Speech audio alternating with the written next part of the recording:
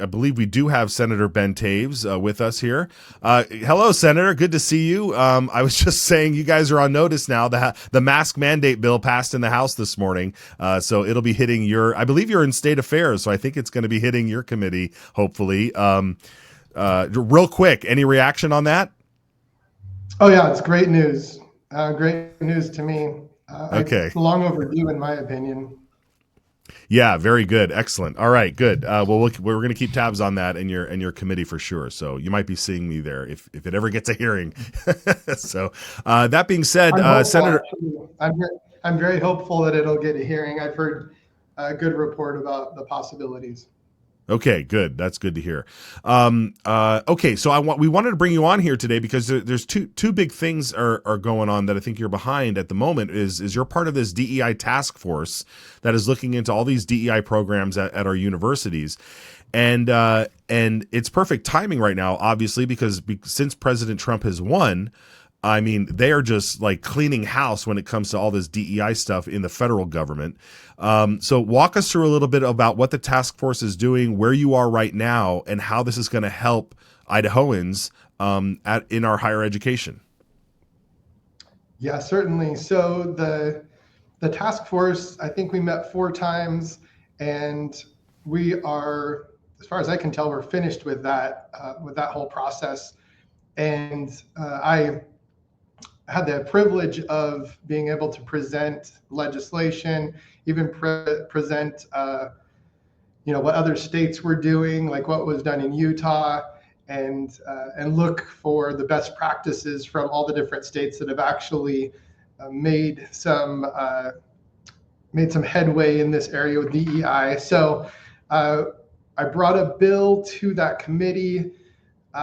And we took that and I kind of refined it, talked to the co-chairs, talked to the universities to a certain extent to get their feedback, and talked to the AG's office and refined it a bit and presented that at our last meeting.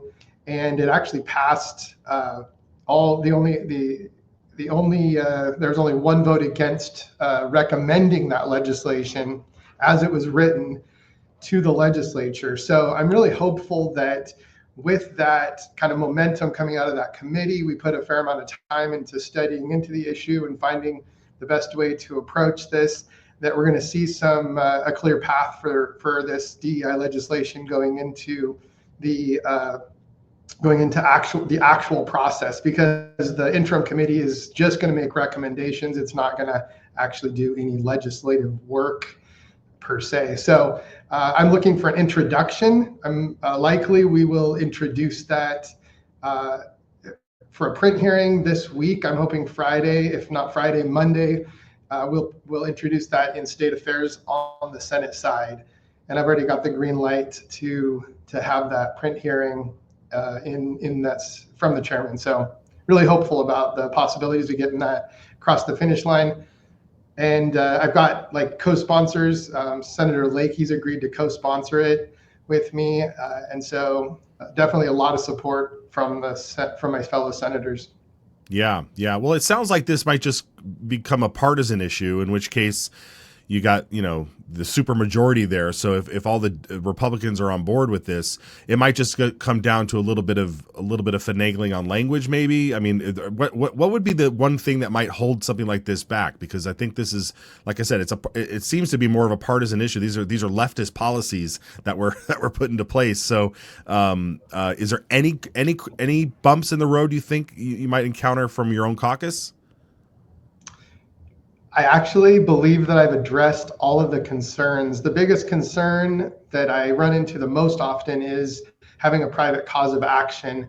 And I backed it off slightly to have the private cause of action only giving injunctive relief in this case. So if a student or a staff member is encountering the issues that are prohibited in the bill, they would be able to look to a court to get a remedy to fix that issue, but there's not monetary damages. So that kind of defangs the most common criticism, but we still have some really strong enforcement mechanism through the AG's office, which can levy up to a 2% of the state monies going to the institution can be taken away from them if they aren't following the requirements as we've outlined in the legislation. So it has plenty of teeth on the AG side, and so I didn't feel like we'd have to have that on the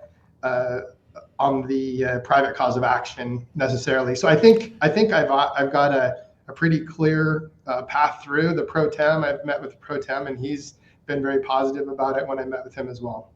Okay, good. Yeah, yeah. All right. Well, at least there's some teeth somewhere on this, because that's usually the big thing. Sometimes you pass bills that have no teeth on it, and then it's like, whatever. Okay.